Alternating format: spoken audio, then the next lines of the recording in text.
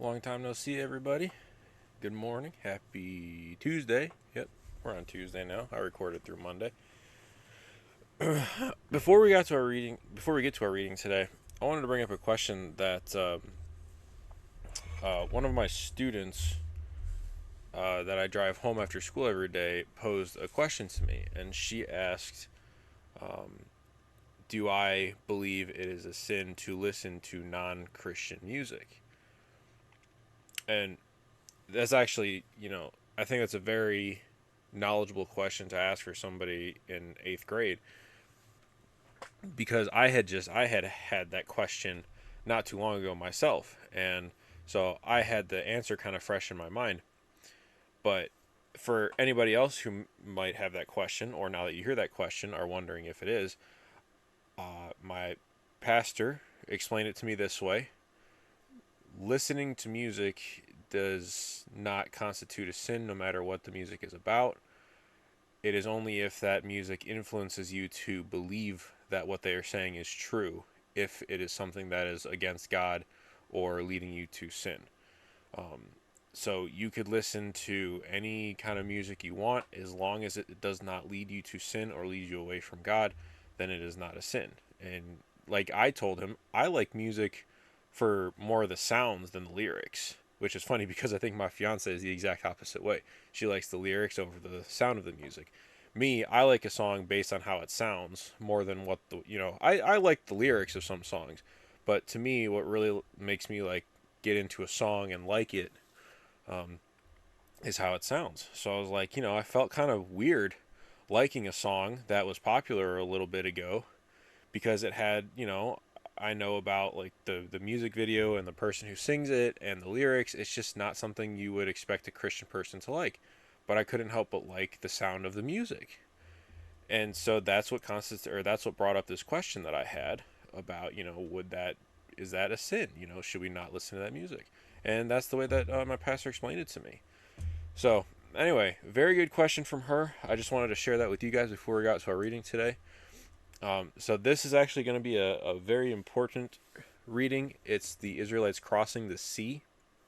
The title is just, oops, sorry. The title is just Crossing the Sea. Um, and I really like some of the stuff that happens in this story, because I do remember this fairly well, at least parts of it. So let's get into our reading for today. When Pharaoh let the people go, God did not lead them on the road through the Philistine country, though that was shorter. For God said, if they face war, they might change their minds and return to Egypt. So God led the people around by the desert road toward the Red Sea. The Israelites went up out of Egypt ready for battle. Moses took the bones of Joseph with him, because Joseph had made the Israelites swear an oath. He had said, God will surely come to your aid, and then you must carry my bones up with you from this place. After leaving Succoth, they camped at Etham on the edge of the desert. By day, the Lord went ahead of them in a pillar of cloud to guide them on their way, and by night in a pillar of fire to give them light, so that they could travel by day or night. Neither the pillar of cloud by day nor the pillar of fire by night left its place in front of the people. That's the part that I really like. I like picturing the pillar of fire and cloud. They show the pillar of fire, I believe, in the cartoon movie, but I don't think they show the pillar of cloud. The part I didn't know until I just read it was, God was actually in the pillars. He didn't just create them, he was in them, which I just think is even cooler. Then the Lord said to Moses, tell the Israelites to turn back and encamp near Pi Hahiroth, between Migdol and the sea. They are to encamp by the sea, directly opposite Baal Zephon. Pharaoh will think the Israelites are wandering around the land in confusion, hemmed in by the desert. And I will harden Pharaoh's heart, and he will pursue them. But I will gain glory for myself through Pharaoh and all his army, and the Egyptians will know that I am the Lord. So the Israelites did this. When the king of Egypt was told that the people had fled, Pharaoh and his officials changed their minds about them and said, what have we done? We have let the Israelites go and have lost their services. So he had his chariot made ready and took his army with him. He took 600 of the best chariots, along with all the other chariots of Egypt, with officers over all of them. The Lord hardened the heart of Pharaoh, king of Egypt, so that he pursued the Israelites, who were marching out boldly. The Egyptians, all Pharaoh's horses and chariots, horsemen and troops, pursued the Israelites and overtook them as they camped by the sea near Pi Hahiroth, opposite Baal Zephon. As Pharaoh approached, the Israelites looked up, and there were the Egyptians marching after them. They were terrified and cried out to the Lord. They said to Moses, "Was it because there were no graves in Egypt that you brought us to the desert to die? What have you done to us by bringing us out of Egypt? Didn't we say to you in Egypt, 'Leave us alone, let us serve the Egyptians'? It would have been better for us to serve the Egyptians than to die in the desert." Moses answered the people, "Do not be afraid. Stand firm, and you will see the deliverance the Lord will bring you today. The Egyptians you see today, you will never see again. The Lord will fight for you. You need only to be still." Then the Lord said to Moses, "Why are you crying out to me? Tell the Israelites to move on. Raise your staff and stretch out your hand over the sea to divide the water so that the Israelites can go through the sea on dry ground. I will harden the hearts of the Egyptians so that they will go in after them, and I will gain glory through Pharaoh and all his army, through his chariots and his horsemen. The Egyptians will know that I am the Lord when I gain glory through Pharaoh, his chariots, and his horsemen." Then the angel of God, who had been traveling in front of Israel's army, withdrew and went behind them. The pillar of cloud also moved from in front and stood behind them, coming between the armies of Egypt and Israel. Throughout the night the cloud brought darkness to the one side and light to the other side, so neither went near the other all night long. Then Moses stretched out his hand over the sea, and all that night the Lord drove the sea back with a strong east wind and turned it into dry land. The waters were divided, and the Israelites went through the sea on dry ground, with a wall of water on their right and on their left. The Egyptians pursued them, and all Pharaoh's horses and chariots and horsemen followed them into the sea. During the last watch of the night, the Lord looked down from the pillar of fire and cloud and at the Egyptian army and threw it into confusion. He jammed the wheels of their chariots so that they had difficulty driving, and the Egyptians said, "Let's get away from the Israelites. The Lord is fighting for them against Egypt." Then the Lord said to Moses, "Stretch out your hand over the sea, so that the waters may flow back over the Egyptians and their chariots and horsemen." Moses stretched out his hand over the sea, and at daybreak the sea went back to its place. The Egyptians were fleeing toward it, and the Lord swept them into the sea.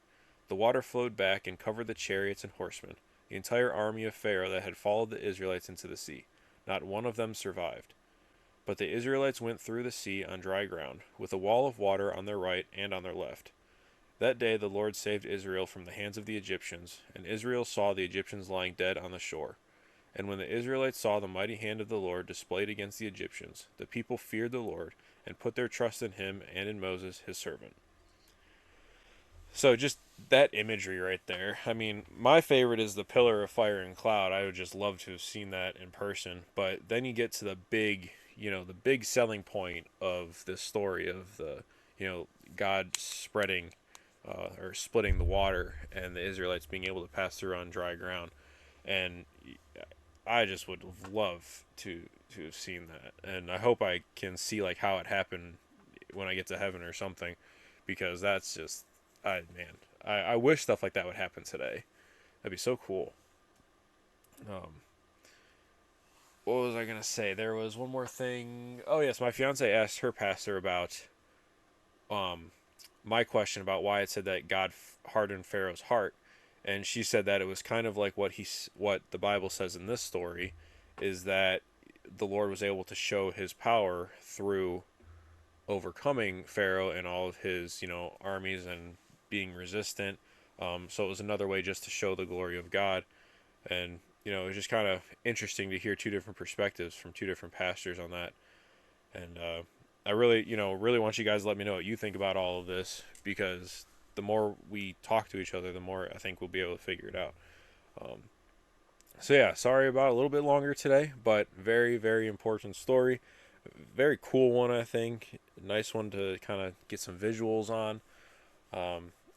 Let me know what you guys think about the water scene, how it worked. I want to read back through it and see kind of exactly how it worked, because all I have in my head is just the movie. But yeah. Oh, speaking of the movie, the last thing before I go. In the movie, Pharaoh survives somehow, or Ramesses, or whoever, because like Ramesses is the Pharaoh's son that Moses grew up with, and they were like brothers in the movie.